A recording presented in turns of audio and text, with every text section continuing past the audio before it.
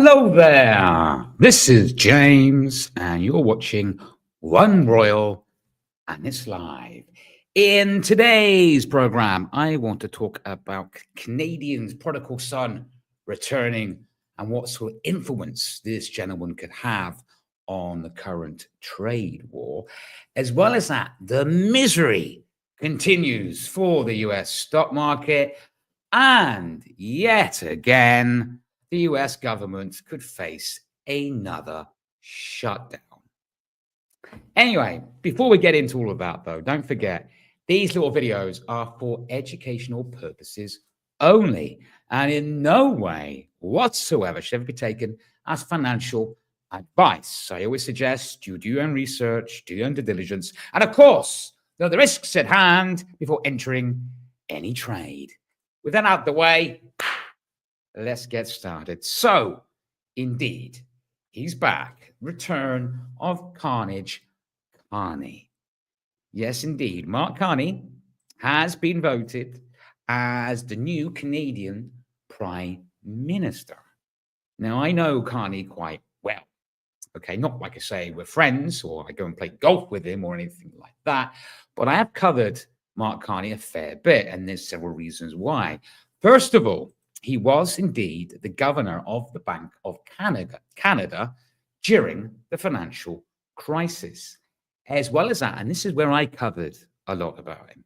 I talked about him a lot, and I did a lot of videos and articles on him a lot. I used to watch a lot of his press conferences because, of course, he was also the governor of the Bank of England during the Brexit negotiations. So there's two occasions straight away where he was governor of the central banks during very troubling times, the financial crisis and Brexit. Okay. Now, he's the type of individual, he's very, very acute to finance, because obviously that's why he's governor of two central banks so far in his tenure. And he's very, very, smart when it comes to financial situations, and he's able to steady the ship. However, we might see a slightly different side of him than we have done when he was obviously the Bank of England governor or governor of Bank of Canada, because he's already started off with fighting talk. And I do generally think Trump might have met his match. This is what he said yesterday when he won the election.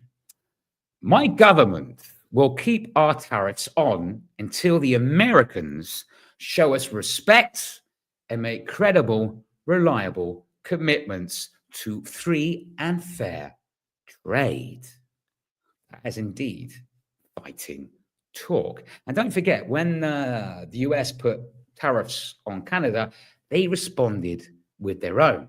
And they put 25% on 30 billion worth of US items. They also said they will start removing US alcohol from stores. So really what Carney said yesterday, he is indeed got fighting talk. So it'll be interesting to see, like I say, he's only just, got it. So it'll be interesting to see how the coming weeks develops, and I have no doubt him and Trump are going to become best friends. No, I'm lying. I don't think they will become best friends at all. Anyway, moving on. Yes, indeed, the March nightmare start has continued. And I'm talking about the start to the US markets. The S&P 500 last week experienced its first week since September of 2024. Now, this sell-off is being fueled by several reasons, okay? First of all, obviously, it's, some negative economic data is coming in. Like NFP wasn't dramatically awful last week, but it did come in lower than anticipated. It came in 151 versus 160 expected. Now, the other worrying thing is because we're slowly but surely seeing that the NFP and new job growth is slightly slowing down. For the last 6 numbers, we've seen a steady, slight decline. So this is indeed worrying. The other thing about this, and the main real driver about this as well, is, let's face it, it's Trump's unpredictable trade policy. He keeps sort of changing his mind. You know, 1 second he's right, tariffs start on April the 2nd, or all right, tariffs start on Tuesday, the March the 4th. And then the next day he says, okay, but not for automobiles or not for agriculture. So realistically, it's such an unknown entity. The market really doesn't know if he's going to do it, pull the trigger, or he's not pulling the trigger. Is it a negotiating tactic? Or it's not a negotiating tactic. Because he's obsessed. He insists this is going to make US billions, these tariffs. But anyway, this is really obviously hitting the market, along with those sort of worries of economic slowdown as well. And there's a lot of central banks and fund managers now changing their opinion, their views of where the market could potentially go this year. Okay. Now, Morgan Stanley's Michael Wilson, he's a big bear. He's a big bear. He believes the worst is still to come for the S&P 500. This is what he had to say. He said, the path is likely to be volatile as the market continues to contemplate these growth risks, which could get worse before it gets better. Now, it's not just the S&P 500 suffering. It's the NASDAQ, it's the Dow, but also it's the Mag 7. It's the Magnificent 7, which is also under a lot of pressure. And we're going to have a quick look at the US market now, actually, and see what's going on with it. 1 second, let's pull up. Let's have a look. See? Okay, starting off with the S&P. Okay, we can see today it opened lower, but nearly 2%. It's 2% down. It was lower in pre-markets, in fact. You can actually see, like I say, it opened with a gap today.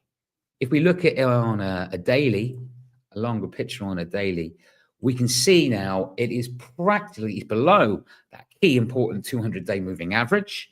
That held it up for several trading sessions. Not anymore. It's below that now. And plus, it's below the levels it was when Trump first won the election. Let's have a quick look at the NASDAQ as well, how that's opened. Again, it's down for the day. But look, on 30-minute, again, it opened with a gap. And here's the other thing. Let's have a look at the volatility index. Don't forget, when the market is nervous, what they tend to do is they buy puts against the S&P, which means the VIX goes up. So more puts being bought, these put options I'm talking about, being bought against the S&P, the higher the VIX goes. So it goes to show how nervous the market is. Let's have a quick look now as well let's look at the Mag 7. Let's look at the Mag 7. Tesla, excuse me, again, opened with a gap lower. If you look at on a daily, and I've done lots of videos on Tesla, Again, you can see it's under the 200-day moving average, but it's also below the rally it went on when Trump won the election. That excitement is clearly over, and Tesla is way, way, way down from the highs it experienced, in December. I mean, this is obviously down to like sales are falling off. I've done lots of videos on Tesla over the last couple of weeks about that, especially in Europe, because Musk is upset, certainly the Germans, when he tried to get involved in their politics or commented on their politics, that upset it. And his behavior in general is really damaging his company. But it's not just that. It is growth is limiting. Sales are falling. And there is many, many investors out there who do consider that Tesla was incredibly overvalued, but like I say, anyway, Tesla's under a lot of pressure. Meta is down nearly 6% today as well. And Meta's been one of the only success stories of the Mag 7 so far this year. Microsoft down 3.3% negative. Amazon down 3.25%. Alphabet down nearly 5%. And Nvidia down 5.28%. So, like I say, the bloodbath on the US market is still going on. Anyway, moving on. And I'll tell you, there's another reason, actually, before my other point I wanted to mention about this as well, is, like I say, all this is leading up to serious recession fears for the US. Don't forget, last week I did a video where I mentioned the dreaded word stagflation is creeping back. That's when inflation is going up, but growth is slowing. So there is fears that is happening. And there is also concerns that the US is indeed potentially going to fall into a recession. On another story, it's happening again, potentially it's happening again. And that is the US government might shut down again. It almost seems to happen at least once a year. They have to shut down. Now, they won't shut down unless, obviously, temporary funding bill is passed by Congress on the 14th of March. If it's not passed by the 14th of March, then we'll see the government shut down once again. We're getting used to that now anyway. It's not just US market which is suffering. Bitcoin has fallen over 5% following Trump's executive order to create a strategic Bitcoin reserve, etc. Now, this strategic Bitcoin reserve has disappointed the market. There was so much excitement when Trump got in. He's going to, sort out regulation. He's going to do a strategic reserve, and everybody got very excited. That's why Bitcoin went to 100,000. Now, he's done the order. He said what he was going to do, but it's underwhelming because though he said, yes, we're going to do a strategic reserve of crypto, we're not going to buy any more, though. We've got what we've got. I think they've got 200,000 Bitcoins, I think, something like that. They're going to keep that, but they're not going to add to it. So that's what's disappointed the crypto market quite a fair bit. On other news, let's talk about some good stuff now. Both JP Morgan and Goldman Sachs has forecasted euro area's growth for 2025 due to the fact that obviously, like Germany and the EU, are going to be sort of spending more money, especially on defense, but on infrastructure. And the Germans have said they're going to loosen the purse strings. There, I said it in the end, to put some capital into what they need. So this has given the euro, for example, a pretty big push. In fact, the euro is currently trading now around a 4-month high against the US dollar. Only at the beginning of this year, the market was talking about the euro once again falling down to parity. But at the moment, it's getting a boost, and it's trading at a 4-month high. It's also being helped by, of course, we are seeing a weaker dollar across the board. But let's have a quick look at some of the currencies now. Let's have a quick look at it and see where the euro is, etc. So starting off, let's have a look at the euro. Okay, this is obviously a daily, as you can see. Again, we're not sort of trading at levels. We're close to levels it has not seen since the beginning of November, before Trump has got in. So currently trading at 1.08345. So on the day, it's indeed up. It's only up by not a massive percentage, but it's up today. If we have a look at the cable, British pound, again, British pound is benefiting because of a weaker US dollar. Currently trading again at 129 level. If you go on a daily on this, again, we can see, it's trading at levels not seen again since November, since Trump. So it's almost like everything that Trump did when he got in, all the excitement for the stock market, all the excitement for the dollar, is practically being reversed. We have a look at the dollar yen. The dollar is under pressure against the yen. So a weaker dollar across the board. Canadian dollar. Okay, he's managed to bounce back slightly today, but in general, the dollar's still a little bit under pressure. So yeah, that's what we're looking at currently at the moment with the market. It wouldn't be a broadcast of mine if I didn't talk about gold. Obviously, gold is trading slightly lower. It's trading at $2,905. Still keeping around above 2,900 though at the moment. So they're still showing signs that indeed there is a safe haven demand for the precious metal. Anyway, moving on to what's happening this week. We've got a bigger week ahead of us. We have US CPI, US PPI, Bank of Canada interest rate decision, and UK GDP. I personally think, though, and the big one I'm going to be watching, of course, is going to be the US CPI. Okay. It is expected to come in slightly lower than the previous reading, expected coming at 2.9 versus the previous reading of 3%. However, we'll have to wait and see. It's still 2.9, is still pretty high.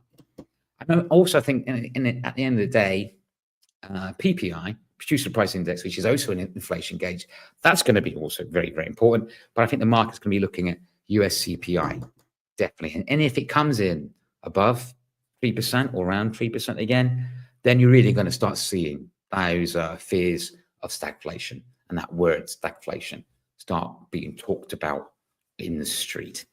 Anyway, don't forget, this is indeed a live show. So you can talk to me anytime you want, especially if you're watching on YouTube. You know, just say hi, share with me your opinion, you know, what you think, or ask me questions while I'm live on air. It's entirely up to you. It's a live show. So feel free to do that anytime you wish.